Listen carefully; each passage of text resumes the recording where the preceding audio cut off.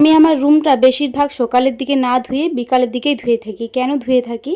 আর আমার রুমটা যে জল দিয়ে ধুয়ে থাকি, এতে কি আমার রুমের মধ্যে খাটের বা আলমারির কোনো রকম ক্ষতি হয় না? তো হাই এভরিওয়ান, গুড মর্নিং। আবার স্বাগত আমার একটি নতুন ভিডিওতে। আশা করছি সকলে খুব ভালো আছেন আর সুস্থ আছেন, আর আমরাও বেশ ভালো আছি। আজ হলো শুক্রবার, এখন ঘড়ির কাঁটায় সকাল ওই 8টার মতো বাজবে। এখন থেকেই আজকের ব্লগটি আমি শুরু করছি।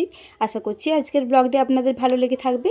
সোনামা সকাল সকাল উঠে পড়েছিল, তো সেই কারণে সকাল সকাল বাগানোও হয়ে গিয়েছে।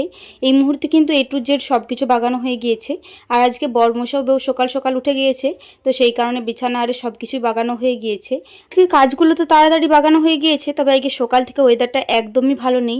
সকাল থেকে হালকা হালকা বৃষ্টি পড়ছে।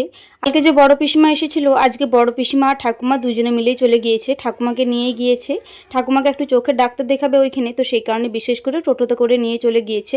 পিসিমা আরে মিনিমাম 5:30 6টা মতো বাজবে, ওই রকম টাইমেই বাড়ির থেকে বেরিয়ে গিয়েছে। যেহেতু অনেকটা দূরের পথ, আর যেহেতু টোটোয় করে যাবে, যেতে তো একটু দেরি হবেই। তো যাই হোক, এই মুহূর্তে সব কিছু তো কমপ্লিট হয়ে গিয়েছে। এই মুহূর্তে আমি এইদিকে ভাতটাও চাপিয়ে দিয়েছি। বাইরে যেহেতু ওয়েদার খারাপ, বাচ্চাগুলোকে নিয়ে যত তাড়াতাড়ি পারবো রান্নাটা সেরে দেওয়াই ভালো। সেই কারণে সকালের সব কাজ বাগিয়ে সবার প্রথম রান্নাটাই চাপিয়ে দিয়েছি। তো যাই হোক, এদিকে চালটা ধুয়ে এসে পরে চাল হাঁড়িটাও দিয়ে দিলাম এইদিকে। এখন ঘড়ির কাঁটায় 8:45 মতো বাজবে। এই মুহূর্তে দেখতে এলাম যে ভাতটা হয়েছে নাকি। কালকে রাত্রে কিন্তু আমি আর দিদিভাই দুজনে মিলেই তরকারি বনিয়েই রেখেছিলাম, সেই কারণে আজকে সকাল থেকে তরকারি বানানোর কোনো রকম চাপ থাকেনি। তো এই কারণে বিশেষ করে ভাতটা চাপিয়েও সেরকম কোনো কাজ থাকেনি। তো ভাতটা চাপিয়ে মানে ওই টুকিটাকি রুমের মধ্যে কটা জিনিস বাগানোর ছিল।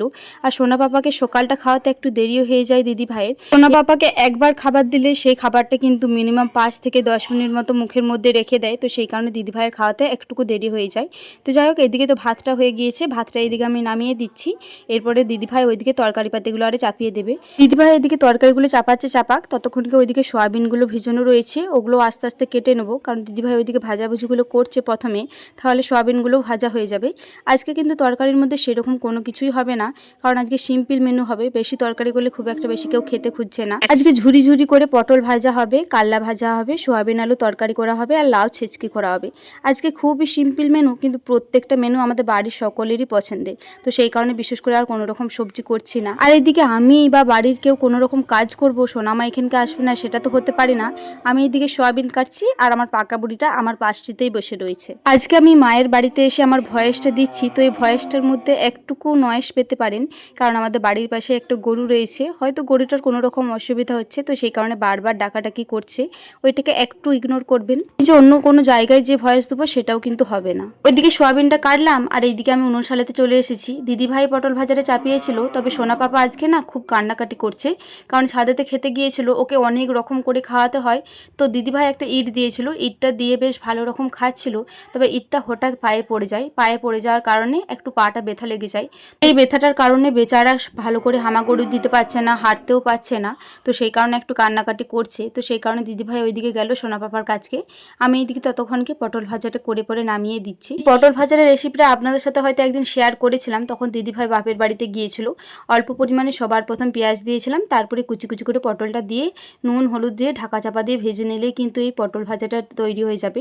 আর এই পটল ভাজাটা খেতে কিন্তু দুর্দান্ত লাগে। ওই যে লম্বা লম্বা পটল ভাজাগুলো থেকে এই পটল ভাজাগুলো খেতে একটু বেশিই ভালো লাগে। যাই হোক, ওইদিকে পটল ভাজাটা করার পরে আমি এইদিকে বাড়তে চলে এসেছি, ওইদিকে দিদিভাই চলে এসেছে। সোনা পাপা কান্নাকাটি করার পরে ঘুমিয়ে পড়েছে। তো দিদিভাই বললো যে তুই না হয় সোনামাকে ঘুমটা পাড়িয়ে দে। তো ভাবলাম যে ততক্ষণকে আমি এইদিকে পেস্টটা করে দিই, কারণ আজকে যেহেতু কারেন্ট নেই, সকাল থেকে বৃষ্টি পড়ছে, তো সেই কারণে আজকে শিলনোড়াতেই বাটতে হবে। তো সেই কারণে সবার প্রথম বেটে নিই, কারণ কারেন্ট থাকলে তো 1 সেকেন্ডেই বাটা হয়ে যায়, আর শিলনোড়াতে তো যেমন হোক টাইম লাগবে। দিদিভাই বললো যে আমি বেটে নিচ্ছি, তুই চলে যা। তবে আমি বললাম যে না, তাড়াতাড়ি বাগিয়ে নিলেই ভালো, কারণ সোনা পাপা উঠলে পরে আবার যদি কান্নাকাটি করে তখন তো রান্নার দেরি হয়ে যাবে। তো সেই কারণে বললাম তুই না হয় ওইদিকে রান্নাটা করে নে, আমি না হয় ততক্ষণকে এইদিকে পেস্টটা করে নিচ্ছি। আপনারা তো অনেকেই কমেন্ট করেন যে দিদিভাই তুমি বাচ্চা ছেলে নিয়ে একা হাতে ভিডিও কিভাবে করো। সত্যি কথা বলতে বাড়িতে আমার যেহেতু একটা জা রয়েছে, তো সেই কারণে দিদিভাই আর আমি দুজনে মিলে কাজগুলোকে একটু তাড়াতাড়ি বাগিয়ে নিই। দিদিভাই থাকার কারণে আমার একটু হেল্পফুল হয়, তো সেই কারণে খুব একটা বেশি অসুবিধা হয় না। তো যাই হোক, এই মুহূর্তে দিদিভাই সব কিছু একদম কমপ্লিট করে দিয়েছে রান্না বান্না। তো ওইদিকে দিদিভাই নাতাটা দিয়ে দিয়েছে, এদিকে কলপাড়েতে কতগুলো ভিজানো ছিল, তো ওইদিকে সোনা পাপা উঠে পড়েছে। তো সোনা পাপাকে উঠে পড়ে দিদিভাই খাওয়াচ্ছে।